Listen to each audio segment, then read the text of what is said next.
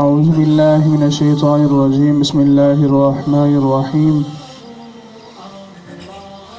وَإِن تَدْعُوهُمْ إِلَى الْهُدَى لَا يَتَّبِعُوكُمْ، اور اگر تم انہیں یعنی بتوں کو راہ کی طرف بلاؤ تو تمہارے پیچھے نہیں آئیں گے، کیونکہ وہ نہ سن سکتے ہیں اور نہ سمجھ سکتے ہیں کہ یعنی تم انہیں اگر کسی راستے کی طرف اشارہ کرو تو اس طرف تم چلو تو تمہاری بات کو نہ سنتے ہیں نہ سمجھتے ہیں اور نہ چل سکتے ہیں۔ بتوں کے عاجز ہونے کو بیان کیا جا رہا ہے کہ وہ کتنے عاجز ہیں اور مجبور محض ہیں کہ نہ وہ سن سکتے ہیں نہ وہ سمجھ سکتے ہیں نہ وہ چل سکتے ہیں نہ تمہاری بات مانتے ہیں۔ تو سواء علیکم ادعوتموہم ام انتم صامتون، تمہارے اوپر ایک ہی جیسا ہے، چاہے انہیں پکارو یا چاہے خاموش رہو، یعنی انہیں پکارو گے انہیں کچھ کہو گے تو پھر بھی کوئی فائدہ نہیں، خاموش رہو گے تو پھر بھی کوئی فائدہ نہیں، وہ ہر حال میں عاجز ہیں۔ اور ایسے کو معبود سمجھنا اور معبود بنانا یہ کتنی بے عقلی ہے اور بے خردی ہے۔ ان الذين تدعون من دون الله عباد امثالكم فادعوهم فليستجيبوا لكم ان كنتم صادقين، بے شک وہ جن کو تم اللہ کے علاوہ پوجتے ہو تمہاری طرح وہ بھی بندے ہیں اور وہ بھی اللہ کے مملوک ہیں اور اللہ کی مخلوق ہیں،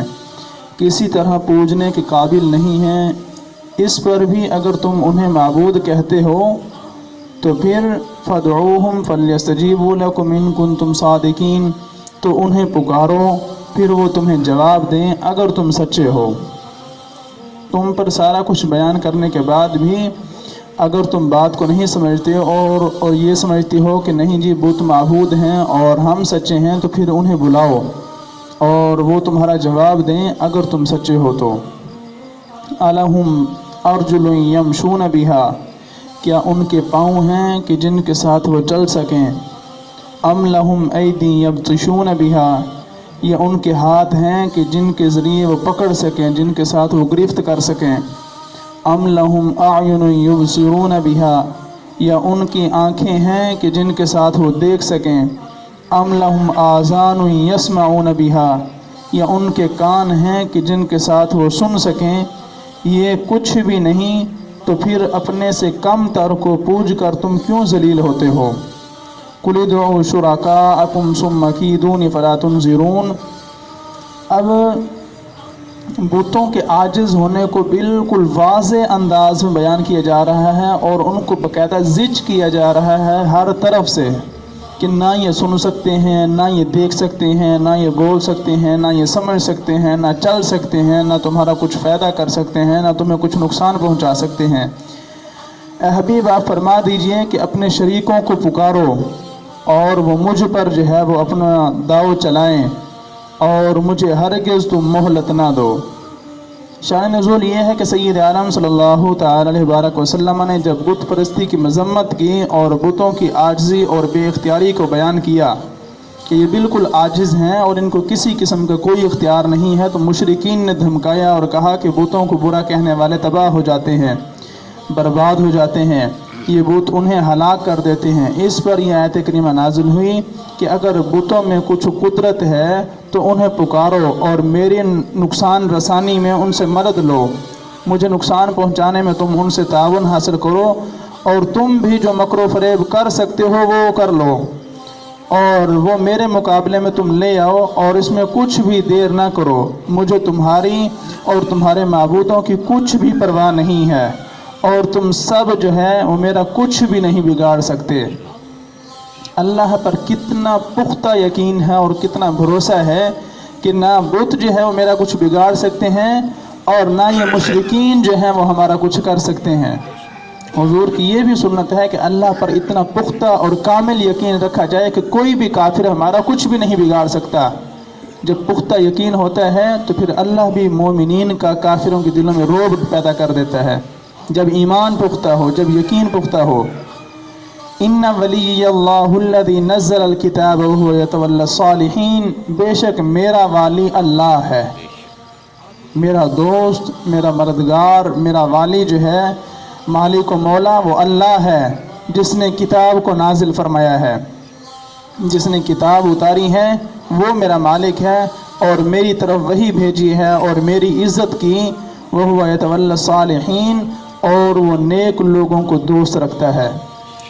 اور ان کا حافظ ہے اور ناصر ہے۔ اس پر بھروسہ رکھنے والوں کو مشرکین وغیرہ کیا کوئی جو ہے وہ نقصان نہیں پہنچا سکتے، اور مشرکین کا کچھ بھی اندیشہ نہیں ہوتا انہیں، اور تمہارے معبود مجھے کچھ بھی نقصان نہیں پہنچا سکتے۔ تو یہ تو بالکل عاجز ہیں اور یہ مجھے کیا نقصان پہنچائیں گے۔ والذین تدعون من دونہ لا یستطیعون نصرکم ولا انفسہم ینصرون، اور جنہیں تم اللہ کے علاوہ پوجتے ہو، جنہیں تم اللہ کے علاوہ جن کی عبادت کرتے ہو، وہ تمہاری مدد نہیں کر سکتے۔ لا یستطیعون نصرکم، ان کو استطاعت ہی حاصل نہیں ہے کہ وہ تمہاری مدد کر سکیں، ان کے اندر قوت اور طاقت اور صلاحیت ہی نہیں ہے۔ ولا انفسہم ینصرون، اور نہ خود وہ اپنی مدد کر سکتے ہیں۔ وَإِن تَدْعُوهُمْ إِلَى الْهُدَىٰ لَا يَسْمَعُوا، اور اگر تم انہیں کسی راستے کی طرف بلاؤ تو وہ نہیں سنیں گے، وہ سنتے ہی نہیں ہیں بت جو ہیں۔ وَتَرَاهُمْ يَنْظُرُونَ إِلَيْكَ وَهُمْ لَا يُبْصِرُونَ، اور تو انہیں دیکھے کہ وہ تیری طرف دیکھ رہے ہیں، کیونکہ بتوں کی تصویریں اس شکل کی بنائی جاتی تھیں کہ جیسے کہ کوئی دیکھ رہا ہے اور ان کی آنکھیں کھلی ہوئی ہیں اور دیکھ رہے ہیں۔ تو فرمایا کہ اگر تم انہیں دیکھو گے تو محسوس ہوگا کہ شاید وہ تمہیں دیکھ رہے ہیں، حالانکہ حقیقت کیا ہے، وَهُمْ لَا يُبْصِرُونَ، انہیں تو کچھ بھی سوجتا ہی نہیں ہے، انہیں نظر آنا تو دور کی بات، انہیں تو کچھ بھی نہیں سوجتا، وہ بالکل نہیں دیکھ سکتے۔ تو اب بت پرستوں کو اور مشرکین کو بالکل زج کر دیا ہے قرآن نے، اور اب حضور کو کیا فرمان ہے کہ پہلے کافروں کی ٹھیک ٹھاک ٹھکائی کرنے کے بعد، اب اپنی حجت قائم کرنے کے بعد، خُذِ الْعَفْوَ وَأْمُرْ بِالْعُرْفِ وَأَعْرِضْ عَنِ الْجَاهِلِينَ، اے میرے حبیب صلی اللہ تعالی وبارک وسلم، معاف کرنا اختیار کیجئے، معاف کرنا اختیار کیجئے، معاف کرو اور بھلائی کا حکم دو اور جاہلوں سے آپ اعراض کریں۔ تو آج بڑا دھوکہ یہ ہے کہ قرآن کے طریقے کو سمجھا نہیں جاتا۔ آج اگر کسی کافر کی یا کسی بدعقیدہ کی جب دھلائی کی جاتی ہے، اس پر اس کے گمراہ عقائد واضح کیے جاتے ہیں، تو قرآن کے ایک پہلو کو لیا جاتا ہے، نہیں جی اسلام تو یہ کہتا ہے کہ معاف کر دیا جائے۔ اب آپ آج کا درس سن چکے ہیں کہ قرآن نے پہلے کس طرح بتوں کو اور بت پرستی کو زج کیا ہے، ان کا سارا رد کیا ہے اور ان کو کہیں بھی منہ دکھانے کے قابل نہیں چھوڑا۔ اس کے بعد کہا ہے کہ چھوڑیں جی آپ معاف کریں اور درگزر کریں اور انہیں نیکی کا حکم دیں۔ بات یہ ہے کہ جب تک کسی کی گمراہی اس پر واضح نہیں ہوگی، اس وقت تک وہ راہ حق تک نہیں آ سکتا۔ جب تک کسی کو پتہ نہیں چلے گا کہ ہمارا یہ نقصان ہو چکا ہے، وہ اس کی تلافی کے لیے آگے نہیں بڑھے گا۔ اور اگر ویسے ہی ساروں کو معاف کر دیا جائے، نہیں جی آپ کسی کو کچھ نہ کہیں اور جو جہاں ہے ٹھیک ہے، تو پھر تو قرآن کا سارا مضمون ہی ختم ہو جاتا ہے۔ قرآن نے پہلے بت پرستی کا رد کیا ہے، بتوں کو عجز کو بیان کیا ہے اور ان کے مجبور محض ہونے کو بیان کیا ہے، اور آپ دیکھیں تو صحیح کہ کتنی خامیاں ان کی بیان کی ہیں، اور پھر آ کر کہا ہے کہ آپ انہیں معاف کریں اور نیکی کا حکم دیں، کہ اب جن کے ضمیر زندہ ہیں، جن کے مقدر میں ہدایت ہے، وہ ہدایت کی طرف لوٹ آئیں گے، اب آپ اعراض کریں۔ تو اس وجہ سے